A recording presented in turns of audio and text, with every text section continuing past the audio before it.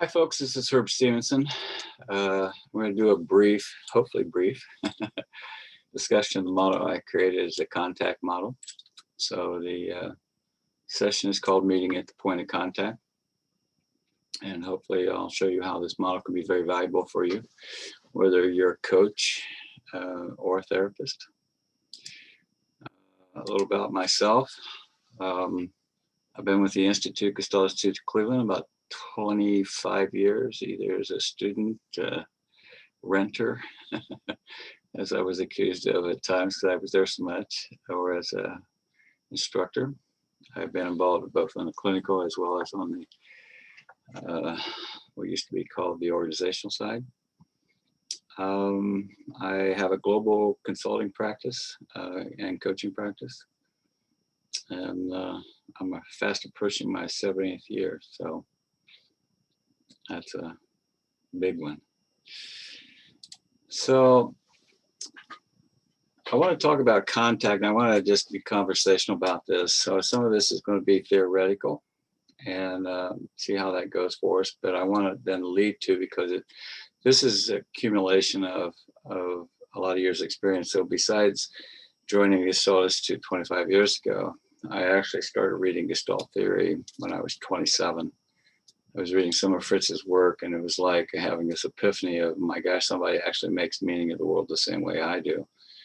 And so I've been at this for a long time, almost 50 years, of just thinking about Gestalt. It is a way of life for me.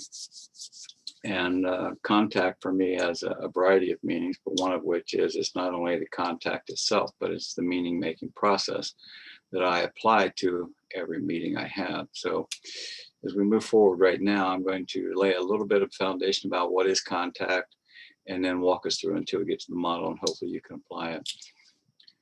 So as you can see on the slide, contact's a psychological process which I allow myself to meet myself, as in memories and imagination, or to meet a person, group, or organization, or to meet the environment. Pretty straightforward Gestalt theory from the pollsters and a variety of others. I can accomplish this most effectively by staying present as an attentive, centered, and embodied within myself. So we've often talked about Gestalt being a present-centered. Fritz's phrase was here and now. There's nothing beyond the moment. That will become even more clear as I expand on that as we move forward.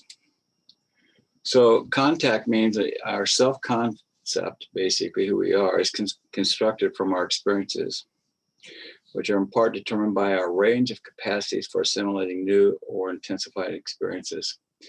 This is one of the issues or main concepts from Gestalt that became important to me around contact that led to the model, because it was about the capacities for assimilating new or intensified experiences, which is what I realize is when you tie together presence and vulnerability, you find the reactive switch of what leads a lot of people to no longer be present and react in a variety of ways.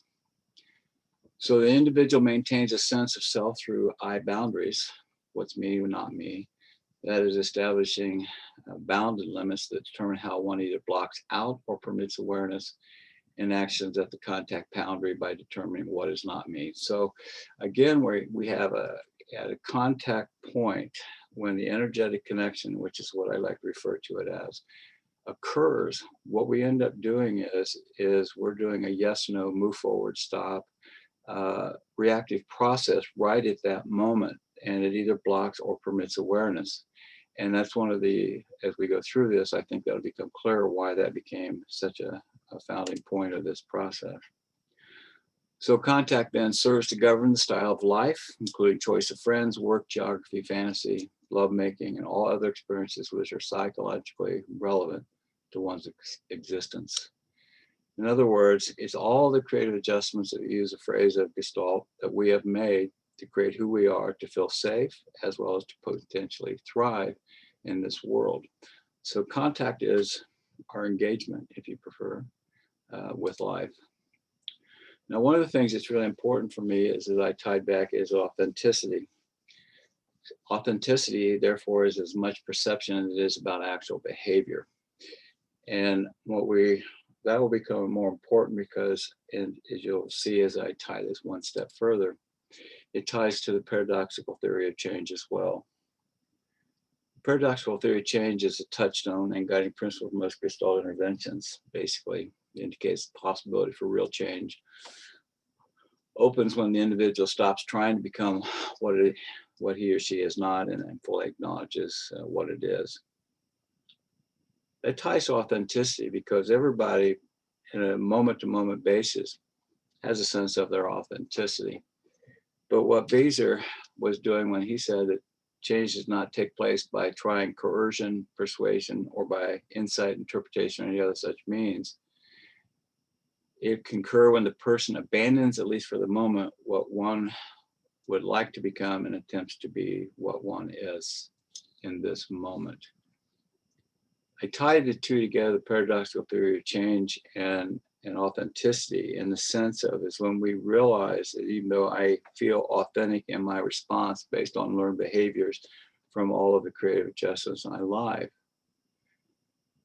Beezer, I think, was saying in the paradoxical theory of change is when I take a deep breath and relax and let go of all the constructs that allowed me to feel safe, thrive, whatever else, we find an even more authentic self a little bit lower, a place where we actually, our presence becomes stronger, our capacity to be vulnerable becomes stronger, and as a result, we can have a much more high quality life. So part of what led me to understanding this is what I called indelible moments. It's a moment where an energy shifts, indicates a change in awareness about yourself and the relationship with yourself or someone else, such as a client or employee.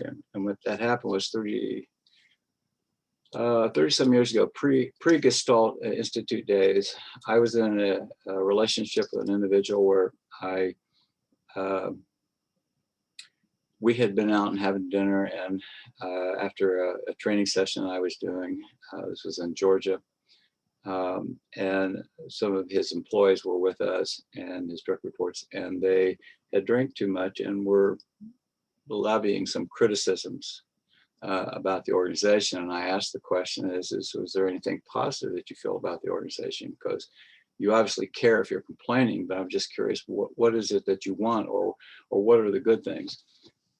Interestingly, they immediately decided that they drank too much and left the room and hoped they weren't going to be fired.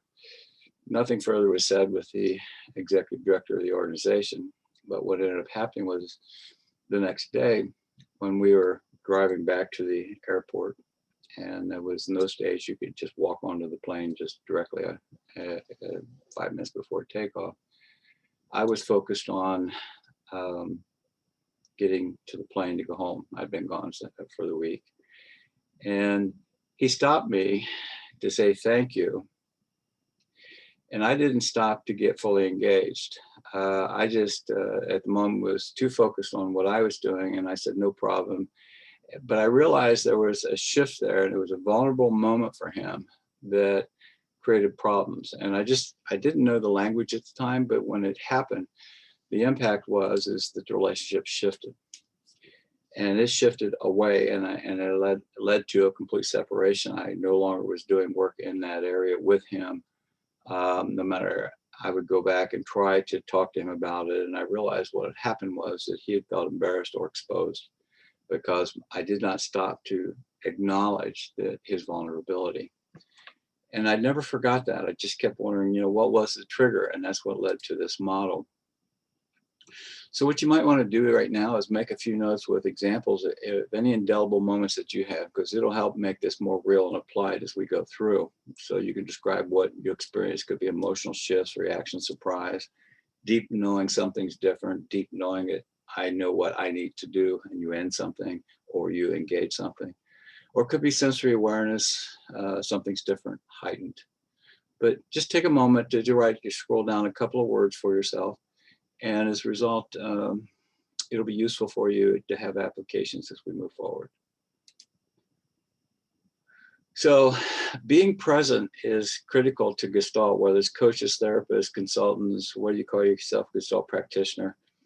But Our job is simultaneously contain and support what the client says and does in the here and now. Pretty straightforward Fritz type of statement. Everything is in this moment, but in this moment, it means being fully present, consciously attentive to the moment.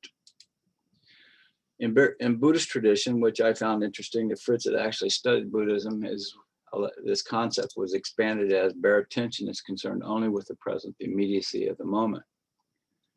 Living with full awareness in the here and now permits us to be quiet, observing witness of our experience of ourselves and of our client.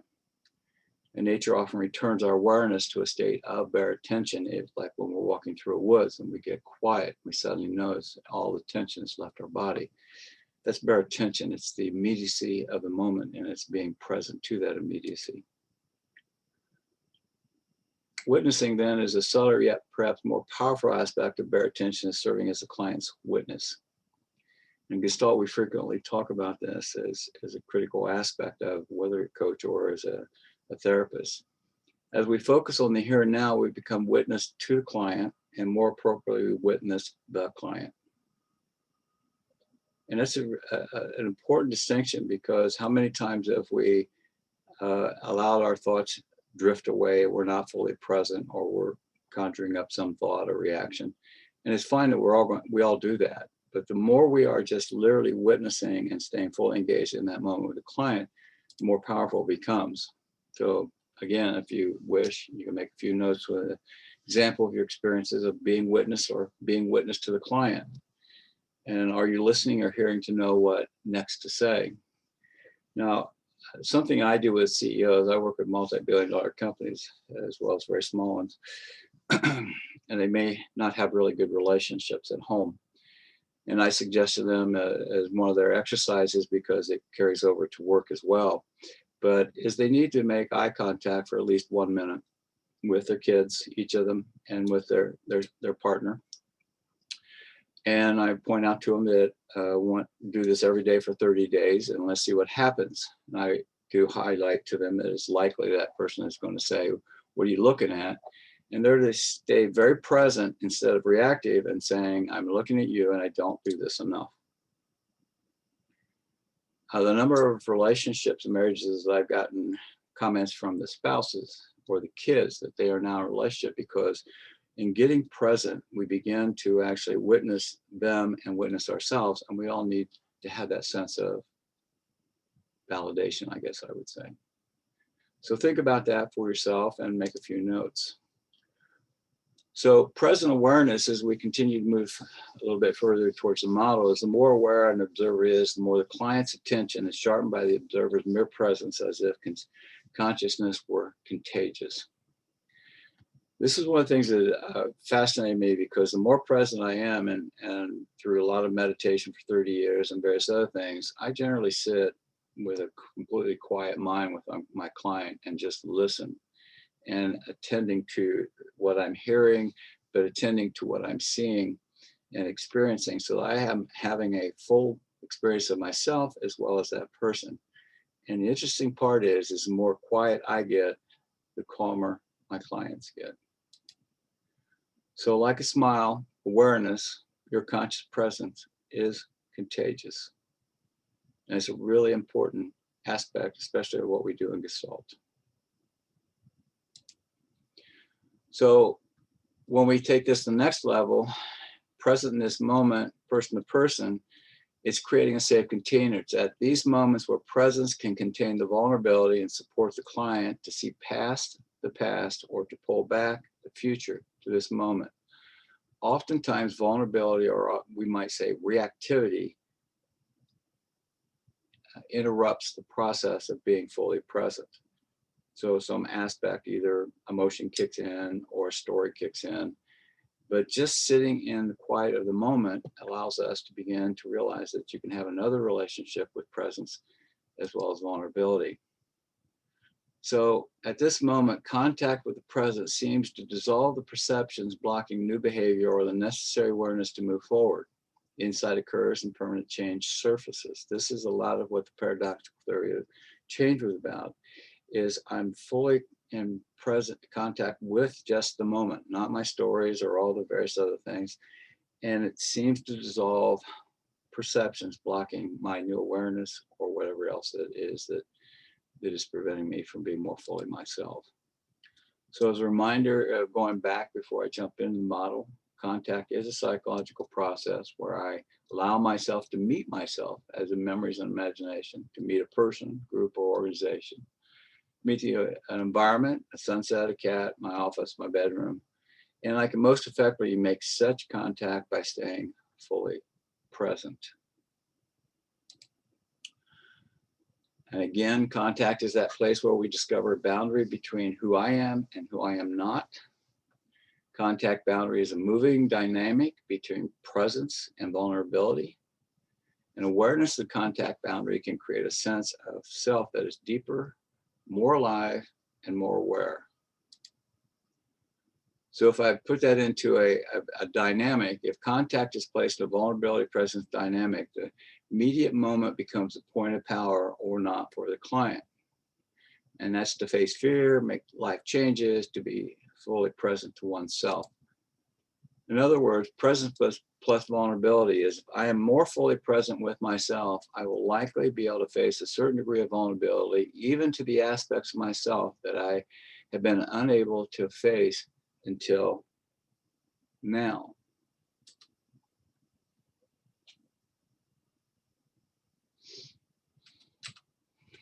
So presence vulnerability as an example, if I am less present or some of my beliefs of aspects of self leak into my my blocked aspects of myself leak into my awareness too quickly, my vulnerability will likely accelerate to the point of encompassing and leading me to a total overwhelm or dissociation. If I go back to the Georgia example, is my presence did not match his, and because he was feeling vulnerable and I did not meet him at a man-to-man and eye-to-eye place, he went into a place of embarrassment, overwhelm. A classic example I like to use is most of us have had experience in our very early life where we fell in love with somebody only to find out that they did not love us. And when they told us, it created this massive sense of exposure or embarrassment, which then led to anger or various other things, and possibly a mind exploration of how did I miss the signals, and all sorts of things that we created in our mind of trying to understand of what happened, because my heart was wide open and I thought they cared about me the same way, and for whatever reason that didn't happen.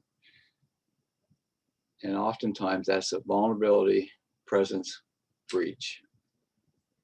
So what I have over the years, what I came up with, there's 4 stages of making contact, and these are a fluid type of thing. So it's not sequential whatsoever. It's associative, if you prefer, or it's habitual in many respects is a way to say it.